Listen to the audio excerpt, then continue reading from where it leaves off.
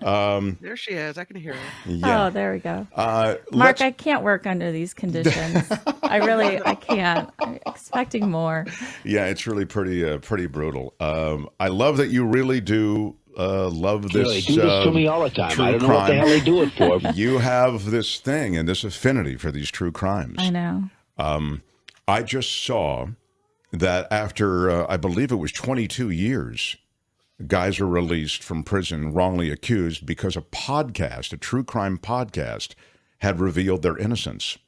And so it does matter, some of this stuff that you're so into. The other thing that you're into is White Lotus. Yes. We watched White Lotus last night, and it was the finale. I don't want to, no spoilers. We really liked it. We liked the series. You didn't like the finale. I didn't. No. Yeah. And it's interesting because I went to Twitter right after the show to see the reactions, and I thought they were fairly mixed. Mm-hmm. But yeah, I even went back and watched the first episode where what I thought was there's sort of this foretelling of multiple guests dying. And when I heard that, I expected it to be more of a bloodbath. Wasn't enough of a bloodbath for you. All right, we can't. Yeah, I can't. You were it wouldn't even be that worth reporting on. You wanted real deaths. There was more than one death, and I'm not going to say anything more than that. And I don't want to spoil it for anybody else. Okay. So I did love it. I thought it paid off perfectly, but Courtney thought that they didn't really stick the landing. So anyway, welcome, Courtney. Let's get into some murder. Great. Well, thank you for having me. Welcome to Mark's Murder Mystery Monday. Wow. Very nice. And here she is, Courtney, everybody. Hi. Yeah. Yes. Our true crime specialist. So I am. Where are we going today? What are we doing? Today I'm covering the Times Square killer. Ooh. And I'm doing this story mostly because the crime that happened that was considered the crime of the decade was on December 2nd, 1979.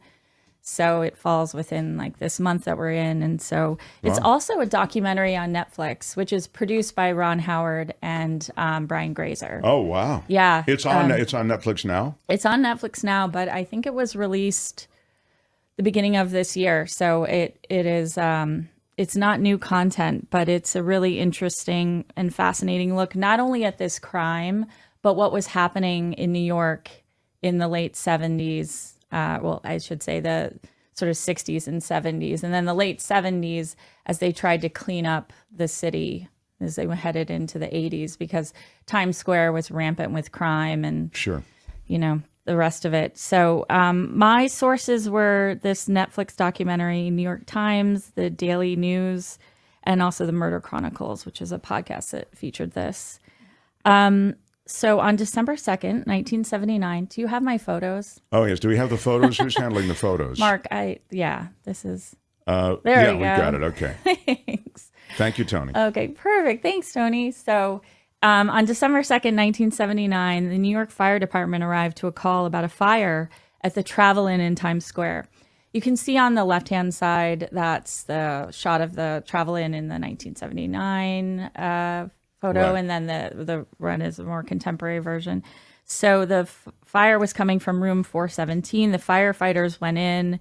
One of the firefighters grabbed what he saw was a body on a bed. There were two bodies in the room, each on single beds, and the firefighter grabbed the body from the bed and was going to try to resuscitate the body, and realized that the body had no hands and no head. Oh my God! Yeah, could you imagine? Kidding me? I know. What? Yeah, it's probably devastating and very scary to find that. And so they extinguished the fire, and now they have two bodies, but they have no way of identifying the bodies. And one of the police officers has the idea to take clothes that were left by the killer in the bathtub and put the clothes on mannequins and use that to message to the public about the identities of the two women. To build these, is this the wanted poster, information requested, homicide investigation? Yes. Okay. So this is the wanted poster. Now, the woman who's featured there, her name is Dita Gudarzi, And she was actually identified after the clothes went up to the public, because prior to that, again, they had no way of identifying these two bodies physically. And so this wanted poster goes out and they're able to identify Dita, but the second woman, who was 16 years old at the time, remains unidentified. And again, there was in a motel or a hotel. Yes, Okay. yes. So they were killed. killed in this, well, Travel lodge, right? yeah, well, it's, yes, exact. Travel Inn, Mark. Travel Inn, sorry. Yeah, right. All right. So they're not sure of who the killer is, because it was actually a very clean crime scene, unfortunately. And the police have an idea to go back and look at all of the cases around Johns in the area. So people who had been arrested for solicitation and other issues around prostitution. And they come up with someone who fits the profile of who this person would be, because actually when the person was checking into the Travel Inn, there was a composite sketch that was created by the woman that was checking the man in. So they knew roughly that he was a white male, 5'10". So based on some of the Johns reports and some of the behaviors in those reports, they were able to identify Richard Cottingham. That's okay. So they identify a suspect. Yes, they identify a suspect, but they have nothing tying him to Do we these have a murders. picture of the suspect or not? Yes. Oh, there he is. That is his high school photo. Wow. He yeah. looks like an adult in high school. He looks like he could be, right? If I told you that guy's... He has the eyes, though, doesn't he? Yeah, doesn't he? I know. Mm-hmm. He has the eyes that are vacant. Yeah. No. Yeah, so... And that's his high school picture. There's another photo, too, I think. Yeah. Yes, that's a more contemporary, or at the time. What? photo That's the of him. same guy? Yeah, that's the same guy. Oh, my God. Just a few years later. That's 1964, and I think that's like 1980. Yeah. Oh, that's more than a few years. Okay. They were not good years to him. No. Right? No. Okay. Anyway. I mean, if you look like a full-grown adult in high school, Yeah. Yeah, you're right. You're what would headed. be expected? Yeah, you're headed for seed early. Right. The one thing I'll mention is in the cases about the Johns, what was unique to Richard is he would steal the women's costume jewelries, he would rob them, and he would rape them. And stealing their costume jewelry, they felt, the police, was more representative of what serial killers would do, taking trophies. So that was an indication of Richard. Yeah. I never get the names right. Richard Yeah. Cottingham potentially being the suspect. Okay. And so he actually works as a computer operator, and the computer that he worked on was an entire floor in an Wow. office building in New York in the late 70s. Yeah, for Blue Cross Blue Shield, which I thought was really interesting. And I guess ahead of his time. I mean, he was in computers in the late 70s, Sure. mid to late 70s. So that was really interesting that he led this horrible double life. And he was married to a woman named Janet, and they lived in New Jersey. So the cops find that he is the suspect, that he's married to this woman. They know where he Yes. works. What's Yes. the deal? How can they pin this stuff on him? Well, so he ends up getting caught. And what was interesting is when he was at work, he would talk about all of the escapades that he had in Times Square, which is really creepy. I mean, I can't imagine going to work and somebody telling me about, like, tour guide for prostitutes and all these things that he was bringing up at work. That would be HR now. It was definitely a red flag. Yeah, And- but I mean, you wouldn't last. You'd be in the HR office today. exactly. But back then, that's the way guys kind of try to get a rise out of women. Too bad. Exactly. Yeah. Okay. And he was killing women in New York, and he was killing women in New Jersey, and neither precinct was talking to one another. So he was actually in the New York system for the John stuff, but no, he had never been arrested in New Jersey. So ultimately he gets caught because he takes a woman to this inn, one of these motels in New Jersey, where he has killed other victims. And the woman is screaming. And because he had killed a woman there 18 days earlier, the motel is on to him. So the police come in, they charge the room, and then they arrest him. Did they get him like mid murder? He definitely, the things that he had when they caught him were handcuffed, you know, the usual that you would bring to What an a inn. dummy. Yeah, I mean, you never kill at the handcuffs. same place twice. leather What's he gap. thinking? Oh my Yeah, gosh, yeah. I think he had like 5 victims in that inn. I mean, it was. I mean, yeah. On the other hand, it seems to be working. If it ain't broke, don't fix it. Yeah, there you There go. you go. Whatever the system is. What is the But he wasn't in the middle of murdering somebody. He was just. He was in the middle of murdering. He was in the middle of murdering somebody when the cops came in. Yeah. Yeah. Wow. That's okay. It's not a good look. It's awful. Yeah. So, and actually, his colleague that he had been bragging to about his escapades, he went on the stand and testified against him. So he was actually a very compelling witness for the prosecution because Richard's alibi was that he was at work, but he was actually gaming the clock and manipulating time cheats. And so he wasn't at work, and eventually he was convicted. Now, he was convicted of 5 murders. You gave us a bunch of pictures. What are these other pictures for? We've only seen a few of them. We saw what's picture number 5?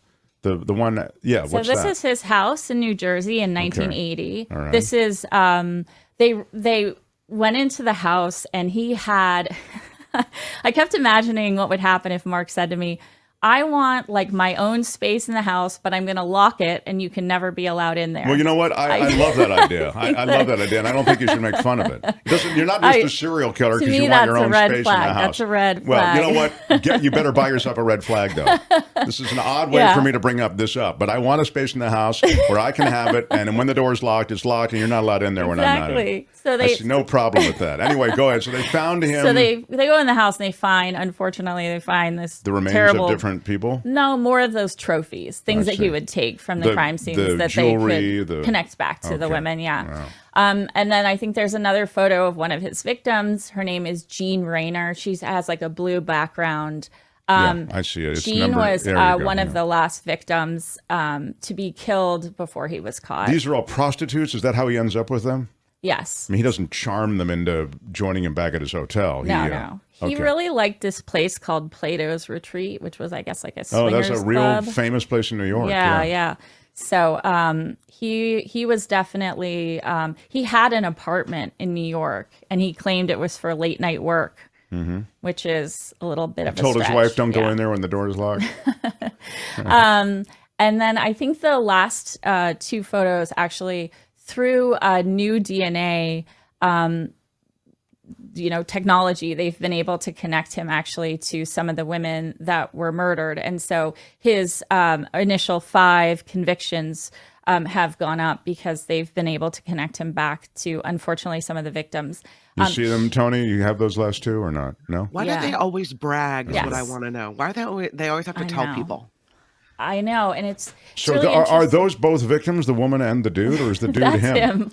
So that's his. That's him. Doing a sort of. That's a new photo of him. Yeah, he looks like Santa. He looks like Santa Claus. Yeah, I didn't want to say it. I mean, it's like the murderous killer Santa. There he is again. This is Jennifer Weiss. So her mother was Dee Dee Gutierrez, who I showed earlier. Her mother was killed by this guy. And Jennifer Weiss is such a strong woman. She has actually gone in and met with Richard Cunningham. Again, another photo of him looking like Santa Claus.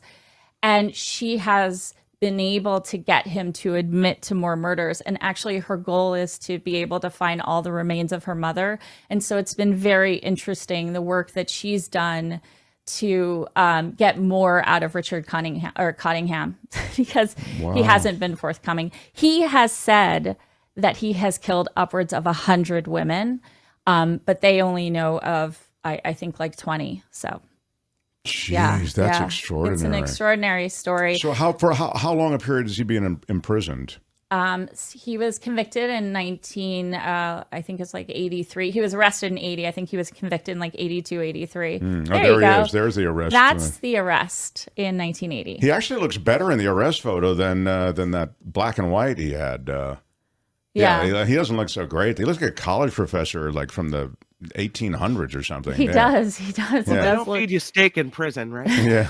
But look at this. He does, yeah. He's, Bergen County, New Jersey Sheriff's Office. See you later. That was it. He never saw the light of day again, did he? He never did. And so he grew out that Santa look, and then he met with documentary filmmakers. Full Santa. And he's got this like really thick New York accent when he speaks, which is so he has to lose that if he wants to be Santa and in the prison. Probably. Although he already has the ho ho ho part. There you go. You get what I did there because he was with prostitutes.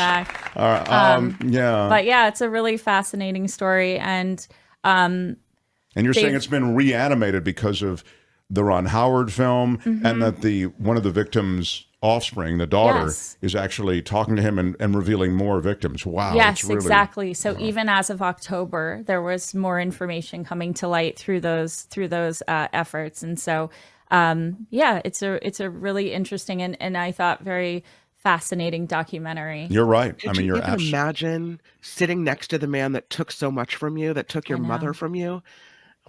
She's amazing. She is. She's amazing. And she goes in there and he talks about the way that he killed her mother. And unfortunately, obviously, he butchered her. I mean, this just terrible thing. And she sits through that knowing what her ultimate goal is, which is to find more information, to be able to give it to these families that were devastated by what this man did. Wow. Really rough. Yeah. I'll take questions before I excuse the witness. Albert, do you have any for Courtney or Tony or no? Kim? No, none. Tony, then I must thank you. And this is an interesting. What is that? I brought up this pamphlet because I don't know if anybody knows about this pamphlet, but this was given to tourists when they came into New York. At the airport. A survival guide to the city of New York. I mean, tourists were handed Welcome this to as Fear they City. came in. Could you imagine getting this as you're getting off the plane? Well, San Francisco has a similar thing. It's like, crazy. We give to visitors in the city. After 6 p.m. Well, we say, watch your stuff. Number 5, protect your property. It's incredible. I mean, it's the least welcoming thing I've ever seen in my life. For those listening and not watching, I'll just tell you, there's a skull. It looks like an angel of death kind of skull with a cowl. It's not like a animated, like sort of fun skull. Fun skull. No, it's really dark. It's dark. Yeah. It's dark. And they were giving this to people. Yeah. And none of it says like, don't hire prostitutes. It doesn't even bring that up. It doesn't even mention that. It just has like, protect your purse. So, I mean, but literally the SFPD and I think other police departments around the Bay Area issued similar, not the murder part, but the protect your property, safeguard your handbag. That is all stuff that was it, right, Kim? I mean, it just came out about 3 weeks ago. Yeah. Sure, they They said through the holidays. Right. Well, don't walk down the street while looking at your phone. Right, yeah. Right. Well, I mean, this is already... This exists, so they could take some inspiration from this pamphlet. Yeah, seems rather severe though. Stay off the streets after 6 that school PM. is really Don't good use branding. Public transportation. What? Yeah, it is probably a PR nightmare. It's unbelievable the stuff that was happening at that time. But that is scary. Yeah, that is scary. So, Courtney, you've discharged the responsibilities of Mark's Murder Mystery Monday quite effectively. And I want to thank you. I appreciate you having me. And we disagree about White Lotus, but I liked it, and I like the ending as well. But, you can be wrong sometimes. It's fine. All right. Courtney, everybody. Mark's